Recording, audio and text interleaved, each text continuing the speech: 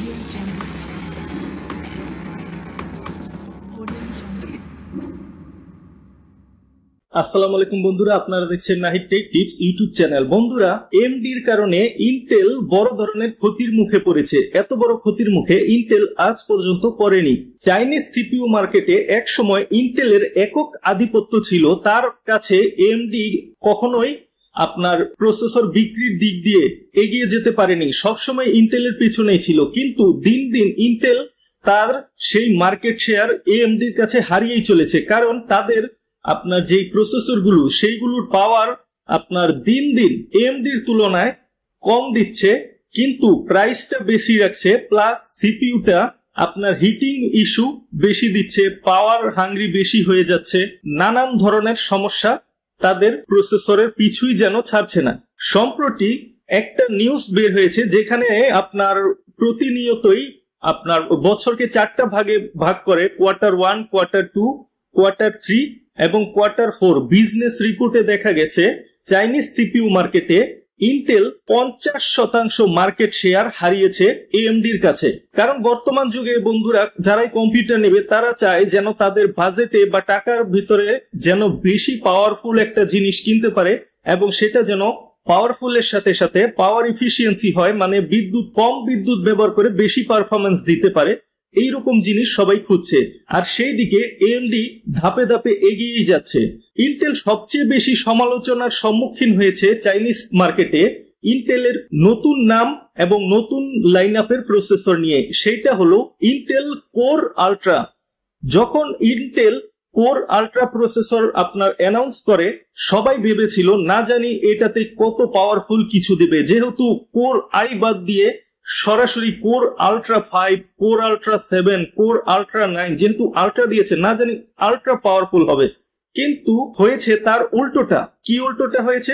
Ultra পাওয়ার hungry হয়েছে, ultra price বেড়ে গেছে, পারফরমেন্সটা কমে গেছে। ইন্টেলের নতুন এই লাইন আপটা ইন্টেলের নিজস্ব 14 জেনারেশনের প্রসেসরের তুলনায় পারফরমেন্স বেশি দেখাতে পারেনি। বেশিরভাগ জায়গাতেই আপনার পারফরমেন্স কম দেখিয়েছে ইন্টেলের 14 জেনারেশনের প্রসেসরের তুলনায়, কিন্তু পাওয়ার কনজিউম করেছে বেশি, প্রাইসটা বেশি, নতুন মাদারবোর্ডের প্রাইসটাও বেশি, প্রসেসরও প্রাইস বেশি, কিন্তু আপনার পারফরমেন্সটা লো।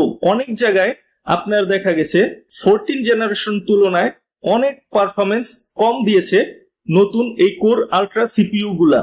যারা আপনার দীর্ঘ অপেক্ষা নিয়ে বসেছিল নতুন এই লাইন আপের প্রসেসর গুলা কিনবে, ক্রেতারা হতাশ হয়ে এএমডির দিকে চলে গেছে। বেশিরভাগ ক্রেতাই এএমডি রাইজেন 3D ভিক্যাশ প্রসেসর, যেমন AMD Ryzen 9800X 3D processor, ওইগুলা বেশি ক্রয় করছে।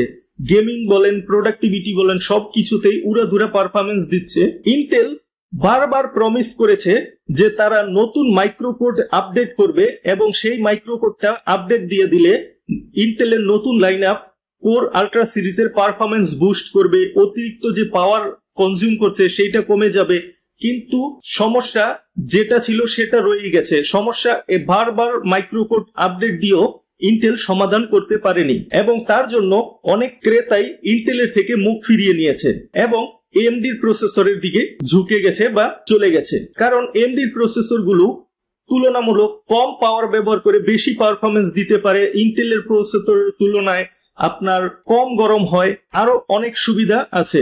এভাবেই যদি চলতে থাকে এক সময় ইন্টেল চাইনিজ মার্কেট থেকে হারিয়েও যেতে পারে, কারণ ইতিমধ্যে চাইনিজ অনেক কোম্পানি আছে যারা একসাথে মিলে নিজেরাই প্রসেসর বা চিপ ম্যানুফ্যাকচারিং এর জন্য চেষ্টা করছে, এবং তারা কিন্তু নতুন আরেকটা প্রসেসর লঞ্চ করেছে যেটার পারফরমেন্স এখনো অনেক কম, কিন্তু আপনার চাইনিজরা প্রসেসর লঞ্চ করে দিয়েছে এবং সেইটাকে উন্নতি সাধনের জন্য প্রতিনিয়ত তারা চেষ্টা করেই চলেছে। কারণ প্রায় সময় দেখা যায় বিভিন্ন দেশ থেকে চাইনিজকে ব্যান করে দেয়, তার জন্য তারা পূর্ব প্রস্তুতি নিয়ে স্মার্টফোনের জন্য, কম্পিউটারের জন্য, সার্ভারের জন্য প্রসেসর প্রস্তুতের কাজ চালিয়েই নিচ্ছে। এএমডি রাইজেনের 9000 সিরিজের প্রসেসরের কাছেই যেহেতু ইন্টেল এইভাবে মার খাচ্ছে, যখন আপনার খুব শীঘ্রই আপনার এএমডি 10000 সিরিজের প্রসেসর নিয়ে আসবে, যেটার প্রসেসরের ট্রানজিস্টর আরেকটু কম হবে, মানে 9000 সিরিজের প্রসেসরে তো TSMC 4 ন্যানোমিটার ট্রানজিস্টর ব্যবহার করেছে, তারা 10000 সিরিজের প্রসেসরে টিএসএমসির 3 ন্যানোমিটার ট্রানজিস্টর ব্যবহার করবে প্রসেসর প্রস্তুতে, তখন দেখা যাবে সেই প্রসেসরগুলো আরো কম বিদ্যুৎ ব্যবহার করছে। যদি বিদ্যুৎ কম ব্যবহার না করে 9000 সিরিজের মতো বিদ্যুৎ ব্যবহার করলেও পারফরমেন্সটা কিন্তু ডাবল দেবে। তখন কিন্তু ইন্টেল আরো পিছিয়ে পড়বে প্রসেসর বিক্রির দিক দিয়ে। এখন যদি ইন্টেল কোনো পদক্ষেপ না নেয় তাদের প্রসেসরের উন্নতি সাধনে, তাহলে কিন্তু চাইনিজ মার্কেট থেকে এক সময় ইন্টেল হারিয়েও যেতে পারে। তো বন্ধুরা, আপনাদের কি মতামত এই প্রসেসর নিয়ে সেটা কমেন্ট করে জানাতে পারেন, এবং আপনি কোন প্রসেসরের ল্যাপটপ বা ডেস্কটপ ব্যবহার করছেন সেটাও জানাতে পারেন আমাদের।